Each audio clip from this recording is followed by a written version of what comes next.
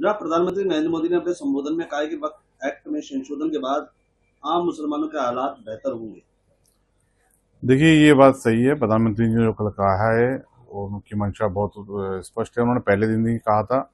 वक्फ कानून में अमेंडमेंट किया ही इसलिए जा रहा है कि वक्फ का जो मैनेजमेंट है, उसकी जो संपत्ति है, उसके जो फंड्स हैं, उसका सही यूटिलाइजेशन हो और गरीब मुसलमानों के अपलिफ्टमेंट के लिए हो।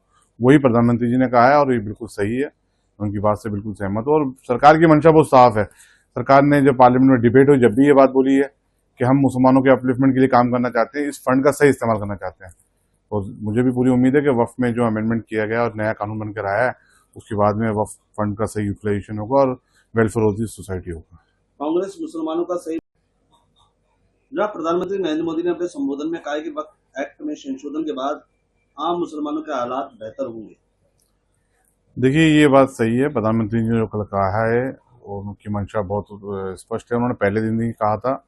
वक्फ कानून में अमेंडमेंट किया ही इसलिए जा रहा है कि वक्फ का जो मैनेजमेंट है, उसकी जो संपत्ति है, उसके जो फंड्स हैं, उसका सही यूटिलाइजेशन हो और गरीब मुसलमानों के अपलिफ्टमेंट के लिए हो। वही प्रधानमंत्री जी ने कहा है और ये बिल्कुल सही है।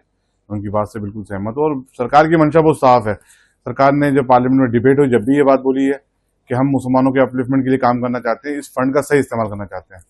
और मुझे भी पूरी उम्मीद है कि वक्फ में जो अमेंडमेंट किया गया और नया कानून बनकर आया है, उसके बाद में वक्फ फंड का सही यूटिलाइजेशन होगा और वेलफेयर ऑफ दी सोसाइटी होगा। कांग्रेस मुसलमानों का सही। जनाब, प्रधानमंत्री नरेंद्र मोदी ने अपने संबोधन में कहा है कि वक्फ एक्ट में संशोधन के बाद आम मुसलमानों के हालात बेहतर होंगे। देखिए, ये बात सही है। प्रधानमंत्री ने जो कल कहा है और उनकी मंशा बहुत स्पष्ट है। उन्होंने पहले दिन ही कहा था। वक्फ कानून में अमेंडमेंट किया ही इसलिए जा रहा है कि वक्फ का जो मैनेजमेंट है, उसकी जो संपत्ति है,